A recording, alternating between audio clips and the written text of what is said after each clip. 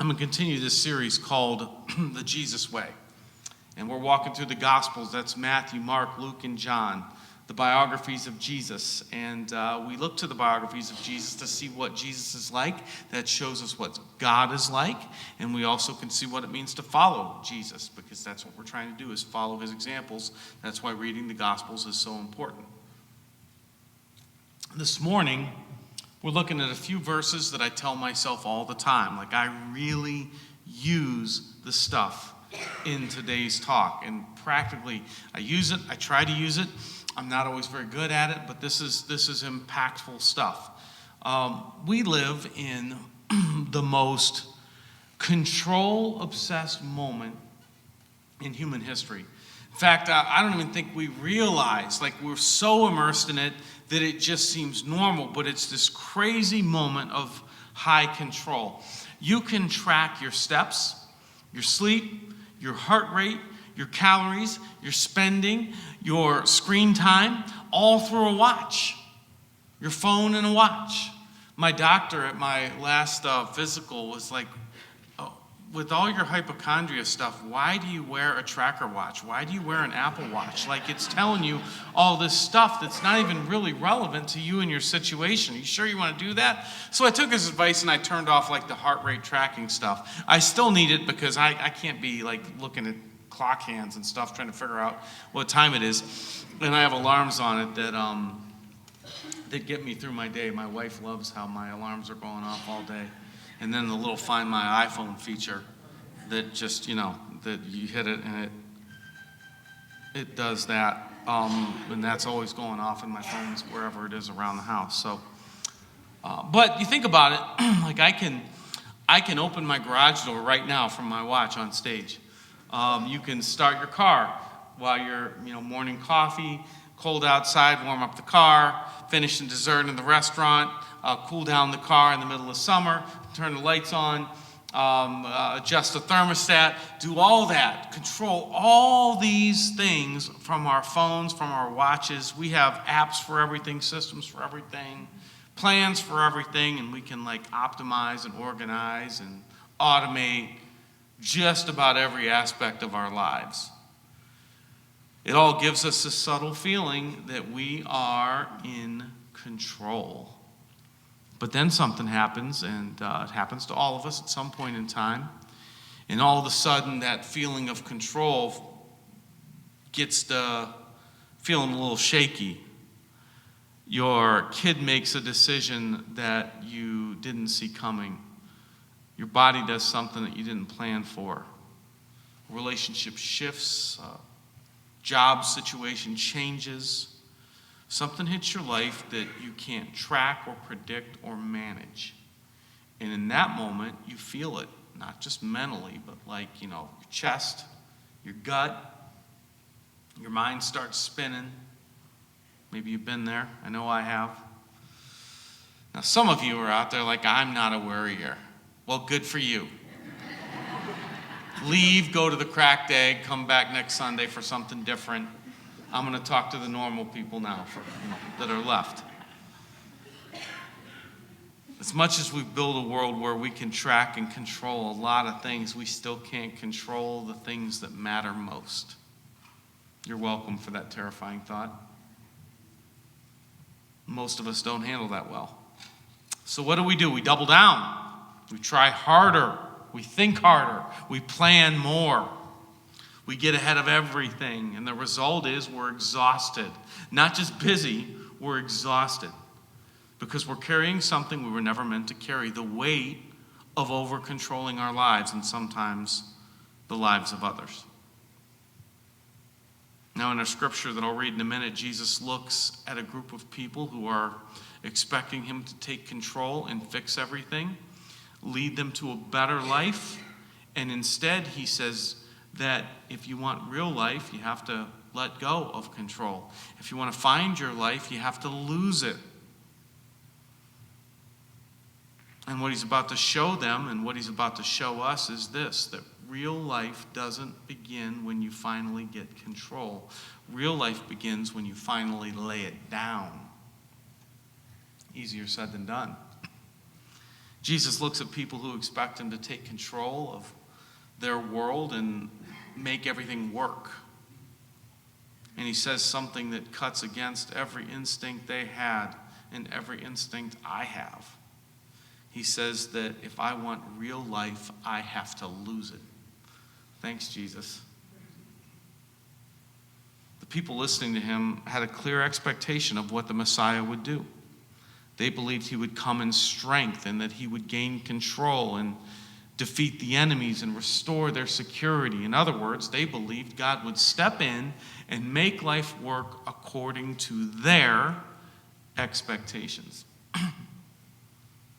And at first it looked like he might do just that.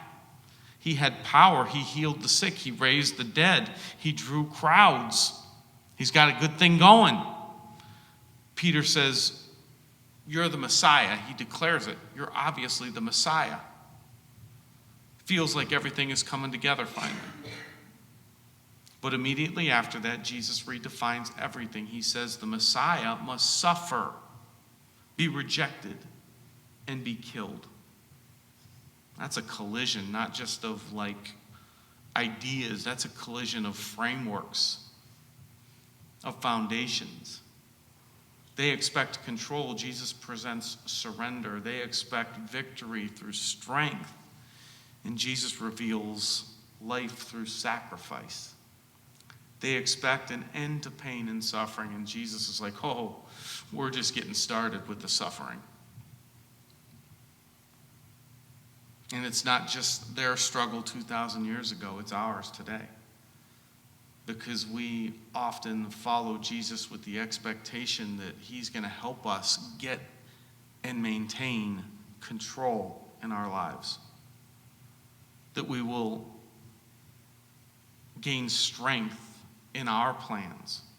That he will secure our outcomes. But Jesus isn't offering to improve your control or your comfort. He's calling you to release it and lay it down. So let's look at this moment when Jesus takes all our concerns, all our stress, and he places everything in one of two categories. Jesus simplifies our thinking immensely if we let him. So let's look at Mark 8. Mark and 8, dude. If you know, you know. After Peter says, "You're the Messiah." Huge statement in Scripture. Scholars say the whole gospel turns on this declaration. You are the Messiah. Then Jesus is going to flip what that means.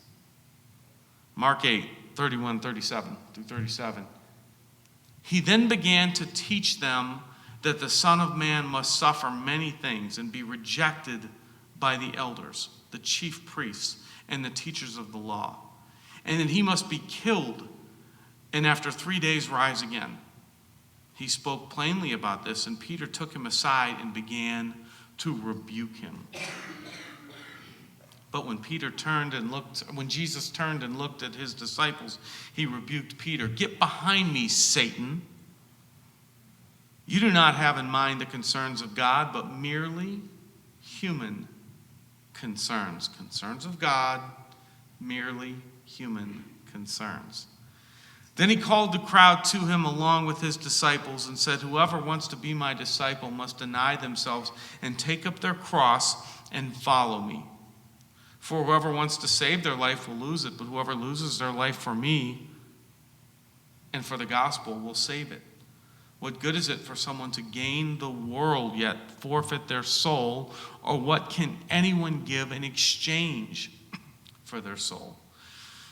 Now this passage, along with the surrounding sentences, we could break this down and find great content for months or years. This is a powerful passage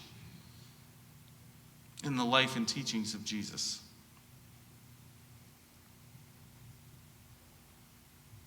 But for today's purposes, we're going to talk about the two categories and how we can apply it to our life. So Jesus talks about what it means to be the Messiah and how the Messiah must suffer and Peter steps in. He pulls Jesus aside and he rebukes him. Think about that. He's just declared Jesus to be the Messiah, and now he's correcting him. That's not how this should go, Jesus. You're getting it wrong. You're doing it wrong. That's not the plan. Why does he do that? Because what Jesus is describing feels like loss of control, and Peter doesn't understand how that could possibly go well. In his mind, suffering equals failure. Rejection means something has gone wrong. So he steps in to protect what he believes life should look like. Peter is using worldly thinking to define outcomes. And Jesus responds as harsh as you will ever hear him say anything to anybody. Get behind me, Satan. He identifies the source of the instinct, the desire to avoid surrender, to preserve control, to seek life apart from trust in God. And that's a fundamental misalignment with the Jesus way. Now, it already happened in the life of Jesus. Early on in his ministry, Satan offered him power apart from sacrifice, victory apart from surrender. That was the voice of Satan in Jesus' life, and Jesus rejected that. You see the connection there? Jesus recognizes that misalignment, and he calls it out. We do the same, not by rebuking Jesus out loud, but by resisting him in practice. Every time we delay obedience because it seems risky, every time we try to control the outcome instead of trusting Jesus, every time we say, I'll follow you as long as things work out, we're really just echoing Peter, who echoed Satan. A lot of times we mean well. A lot of times our worries come from very natural places. We worry about the success of our kids, worry about our careers, worry about what others will think about us. It's understandable. Why didn't they reply to that text? What if my kid doesn't get the lead? What if the scouts don't see him?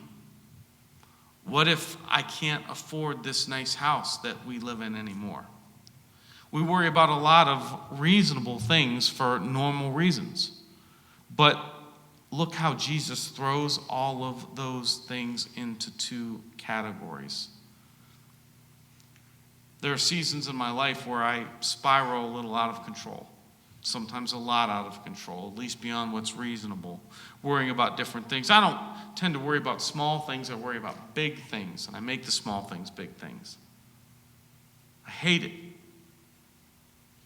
But I regularly go back to this little exercise of working out the two categories that Jesus gives me. I open my journal and I write it out. Get behind me, Satan. You don't have the things of God in mind, but merely human concerns. And then I think through what I'm worried about and whether it represents the concerns of God or merely human concerns. And that helps me. Because when we talk about the concerns of God, they have to do with my friendship with Jesus. God is concerned more about my boys' friendship with Jesus than he is about their physical health or their success in a career or on the ball field. That's what Jesus is concerned about. That's a concern of God. He's concerned about my heart as it relates to others. The scriptures say he's looking for love, joy, peace, patience, kindness, goodness, faithfulness, gentleness, self-control. Those are the concerns of God.